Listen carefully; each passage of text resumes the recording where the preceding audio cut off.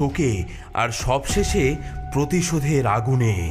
চল চল দেখি সেই ডাইনিকে, আমার ছানাদের আমি ফিরিয়ে আনবই। বাদরমা ছোট্ট ছানাটিকে নিয়ে চুপি চুপি কুটির থেকে বেরিয়ে গাছতলার দিকে চলল।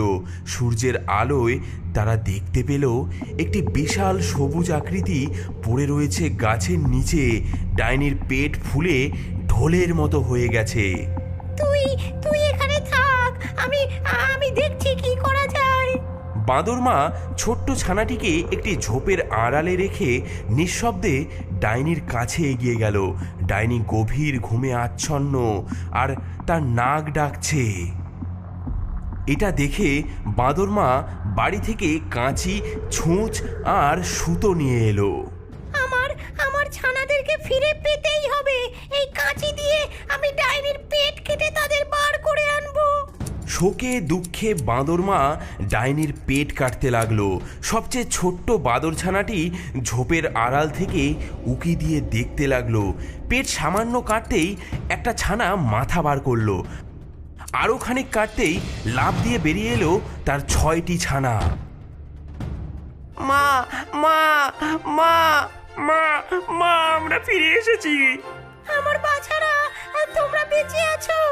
ছানাগুলো মরেনি, কারণ পেটুক ডাইনি তাদের চিবিয়ে না খেয়ে আস্ত গিলে ফেলেছিল। ছানারা সবাই আবার ফিরে এসে দারুণ খুশি। তাদের মাকে তারা জড়িয়ে ধরল। তারপর মনের ফুর্তিতে তারা লাফাতে লাগলো।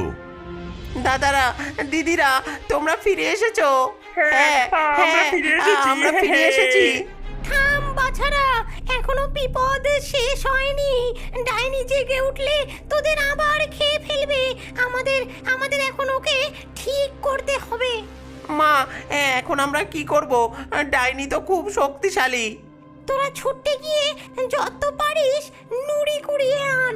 শয়তানিটা ঘুমিয়ে থাকতে থাকতেই তার রাক্ষসে পেটটা আমি নুড়ি বোঝাই করে ফেলবো।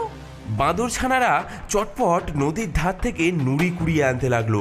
ছোট বড় সব ধরনের পাথরের টুকরো, এক হাতে দু হাতে, কেউ বা লেজের সাহায্যে নুড়ি বয়ে আনতে লাগলো।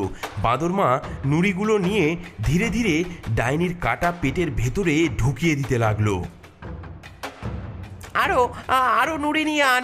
যত বেশি বোঝাই হবে ততই ভালো। ছানারা আরও নুড়ি নিয়ে এলো। ছোট ছোট নুড়ি, বড় বড় নুড়ি, সবাই মিলে ডাইনির পেট ভরে ফেললো। তারপর বাদরমা তাড়াতাড়ি সেটা সেলাই করে দিল। ডাইনি একবারও নড়লও না, চললও না। কোনো দিকেই তার আর হুঁশ নেই। এইবার এইবার ঠিক আছে।